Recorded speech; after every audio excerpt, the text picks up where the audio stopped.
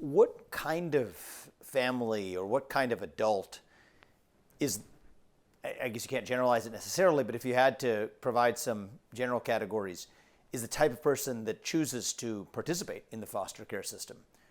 What's in it for them? Is there a financial component to this? Is it mostly out of just their generosity of spirit? Is it a combination of the two? I'd love to understand Yeah. that. Yeah, it's of course, the answers it's always all of the above.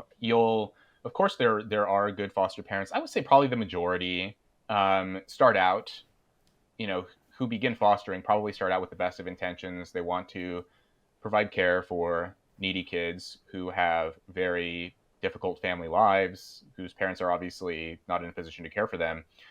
I think what happens to a lot of foster families is that they become calloused, and there's only so many times that you can become close with a little kid and see them go away before you eventually start withholding that kind of emotional care and start to just kind of take the kid in and feed them and keep them alive and sheltered and so on, but you don't get too emotionally invested in them.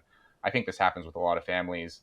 And the issue is that because, especially in a lot of large cities, places like LA, the system is so overburdened that there's not there's kind of a tacit agreement that as long as the family, if there's a little bit of neglect, if the care isn't so great, as long as the kid isn't being abused, that it's better than letting the kid sleep on the street.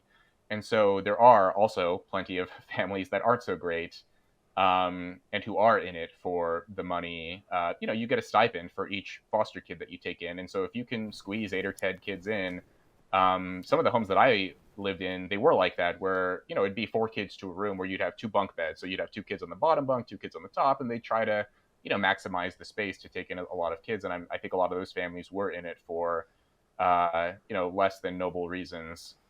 And so there's a variety of these factors, but I think there's only so much you can ask of adults who repeatedly see kids coming and going. So ultimately, we want to reach a point. One of the main ideas of my book, we want to reach a point where we have fewer kids entering the system in the first place. Yeah, I mean, I think that's, I mean, that'd be a great goal to get to. Hmm. But let's just talk about the system in the first place. Do you think it's a good thing? I understand the basic tension, but do you think it's a good thing that the system is geared towards minimizing attachment?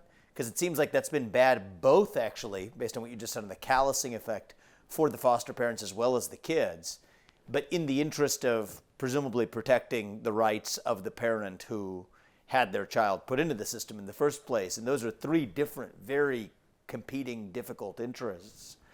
What's your perspective? Yeah.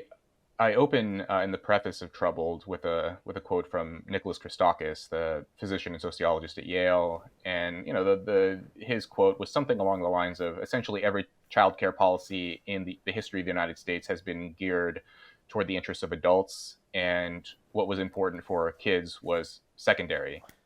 And yeah, I understand. You want to prioritize the rights of the parents. That's important, but ultimately, I think we want to do what's right for the kids. And it's difficult, the attachment issue, but I think ultimately, it's too destabilizing and it's too emotionally difficult and draining for kids to constantly be moved around like that.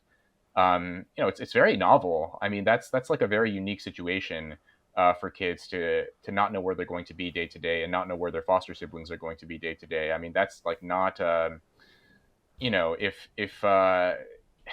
if that's how prisons were set up, I think there would be an outcry. But because these are kids and because they have no political power and because they can't vote, and for a variety of reasons, these are just kind of a neglected group of individuals.